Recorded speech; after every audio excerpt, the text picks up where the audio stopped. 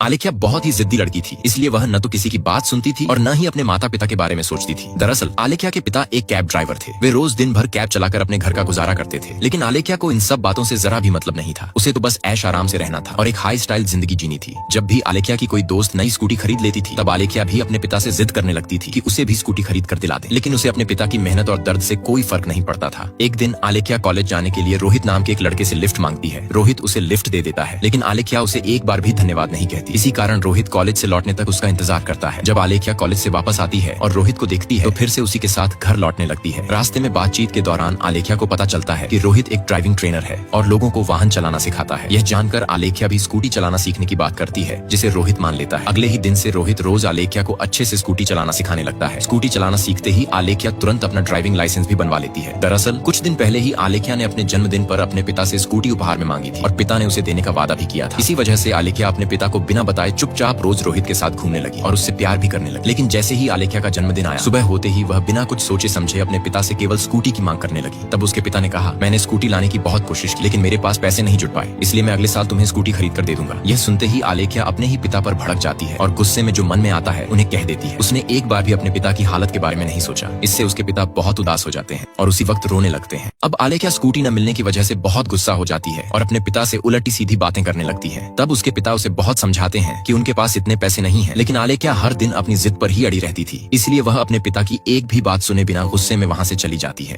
अपनी बेटी की इस तरह की बातें सुनकर उसके पिता बहुत उदास हो जाते हैं और उसी वक्त रोने लगते हैं। उधर आलेख्या सीधे अपने बॉयफ्रेंड रोहित के पास जाती है और अपने ही पिता के बारे में गलत सलत बातें कहने लगती है। लेकिन रोहित को अपने माता पिता के संघर्ष के बारे में अच्छी तरह पता था, क्योंकि उसने बचपन से लेकर बड़े होने तक देखा था कि माता पिता अपने बच्चों के लिए कितनी मेहनत करते हैं। इसलिए रोहित आलेख्या को बहुत प्यार और समझदारी से समझाता है। कुछ ही देर बाद आलेख्या अपने पिता की मेहनत के बारे में सोचकर उसी वक्त अपना सारा गुस्सा भूल जाती है। अगले दिन आलेख्या अपने पूरे परिवार के साथ मंदिर जाती है और पूजा पाठ करती है। तभी आरती के समय पंडित उन्हें आरती नहीं देते और मंदिर के पीछे की ओर चले जाते हैं। ये देखकर आलेख्या पूरी तरह हैरान हो जाती है और तुरंत पंडित के पीछे जाकर देखने लगती है। तभी उसकी नजर एक नई स्कूटी पर पड़ती है, जिसे उसके पिता ने ही उसके लिए खरीदा होता है। स्कूटी देखकर आलेख्या बहुत खुश हो जाती है और खुशी खुशी अपने पिता को गले लगा लेती है, लेकिन उसे अब तक अपने पिता के दर्द और मेहनत का सही एहसास नहीं हुआ था। अब आलेख्या के पिताजी उसे खुश करने के लिए अपनी सारी जमा पूंजी खर्च करके उसके लिए एक नई स्कूटी खरीद देते हैं। यह देखकर आलेख्या की माँ अपने पति से बहुत नाराज हो जाती है। तब आलेख्या के पिताजी उसकी माँ से कहते हैं, वह मेरी लाडली है, इसलिए मैं उसके लिए सब कुछ करूंगा। यह बात सुनकर आलेख्या की माँ थोड़ी भावुक हो जाती है, लेकिन उधर आलेख्या स्कूटी मिलते ही सीधे रोहित के पास चली जाती है। दोनों बहुत खुश होकर बीच में घूमने निकल जाते हैं और आपस में खूब मजे करते हैं। कुछ ही दिनों बाद आलेख्या की माँ अपने रिश्तेदारों के साथ सोना खरीदने के लिए बाजार चली जाती है। इसी मौके का फायदा उठाने के लिए आलेख्या पहले घर का दरवाजा बंद कर देती है और फिर रोहित को अपने कमरे में बुला लेती है। रोहित आते ही पहले आलेख्या को एक चॉकलेट देता है और फिर उसके करीब आने की कोशिश करता है।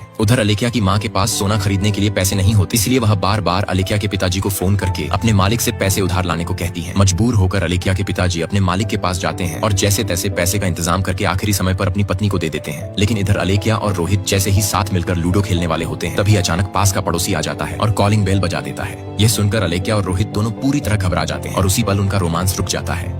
जब आलेख्या और रोहित आपस में क्रिकेट खेला करते थे, तभी उसी समय आलेख्या का पड़ोसी आ जाता है और घर की बेल बजा देता है। यह देखकर दोनों पूरी तरह घबरा जाते हैं। तभी अचानक आलेख्या के मोबाइल पर एक कॉल आ जाती है, जिसकी रिंग पड़ोसी अपने घर में सुन लेता है। इससे उसे कुछ शक हो जाता है, इसलिए वह तुरंत आलेख्या आलेख्या कहकर उसे पुकारने लगता है और जोर जोर से दरवाजा पीटने लगता है। डर के मारे आलेख्या तुरंत दरवाजा खोल देती है और उसी समय दोनों उस पड़ोसी अंकल के सामने पकड़े जाते हैं। दोनों को देखकर पड़ोसी अंकल बहुत गुस्सा हो जाते हैं। गुस्से में आकर वह पहले रोहित को गालियां देकर भगा देते हैं, फिर आलेख्या को भी घटिया लड़की कहकर उसे भी भगा देते हैं। कुछ देर बाद जब आलेख्या की माँ बाजार से घर लौटती है, तब पड़ोसी अंकल की पत्नी आलेख्या की माँ के पास आती है और आलेख्या को घूरते हुए कुछ बातें कह देती है। यह सुनकर आलेख्या बहुत घबरा जाती है और घबराहट में अपने हाथ से सामान नीचे गिरा देती है। तभी उसकी माँ उसे देख लेती है और घर के अंदर जाने को कहती है, लेकिन आलेख्या घर के अंदर जाने के बजाय चुपचाप वहीं खड़ी होकर अपनी माँ की बातें सुनने लगती है। इसके बाद आलेख्या की माँ अपनी पड़ोसी आंटी से बहुत गुस्से में बात करने लगती है। अपनी माँ को इतने गुस्से में देखकर आलेख्या उसी समय अपने बॉयफ्रेंड रोहित का नंबर ब्लॉक कर देती है। लेकिन अगले दिन सुबह होते ही आलेख्या का बॉयफ्रेंड रोहित उसके पीछे पीछे आ जाता है और उसे थोड़ी बात करने की कोशिश करता है, मगर आलेख्या उसकी ओर देखती तक नहीं है। इसीलिए रोहित सीधे आलेख्या के कॉलेज चला जाता है। अब रोहित आलेख्या से मिलने उसके कॉलेज तक जाने लगा था, लेकिन आलेख्या उसे बार बार भूलने की कोशिश करती थी। इसके बावजूद रोहित रोज आलेख्या के पीछे पड़ा रहता था और उससे सिर्फ 1 मिनट के लिए बात करने की कोशिश करता करता था। आखिरकार इलेक्या भी मान जाती है और रोहित से बात करने लगती है। रोहित को खुश करने के लिए वह अपने ही कमरे में वीडियो कॉल पर उसे कुछ दिखा देती है, जिसे देखकर रोहित उत्तेजित हो जाता है। तभी अचानक इलेक्या की माँ उसके कमरे में आ जाती है और इलेक्या की यह गंदी हरकत देखकर बहुत गुस्सा हो जाती है। गुस्से में आकर उसी समय इलेक्या की माँ उसकी काफी पिटाई कर देती है। इसके बाद इलेक्या की माँ अपनी बेटी की इस तरह की हरकत देखकर उदास हो जाती है और एक कोने में बैठकर रोने लगती है। लेकिन उधर इलेक्या अपनी गलती समझने के बजाय चुपके से रोहित के पास भाग जाती है और रोते हुए अपने माता पिता को छोड़कर बहुत दूर चले जाने की बात कहती है। यह सुनकर रोहित इलेक्या के साथ भाग जाने से मना कर देता है। इससे इलेक्या को कोई रास्ता नजर नहीं आता, इसलिए वह समुद्र में कूदकर अपनी जान देने के लिए आगे बढ़ने लगती है।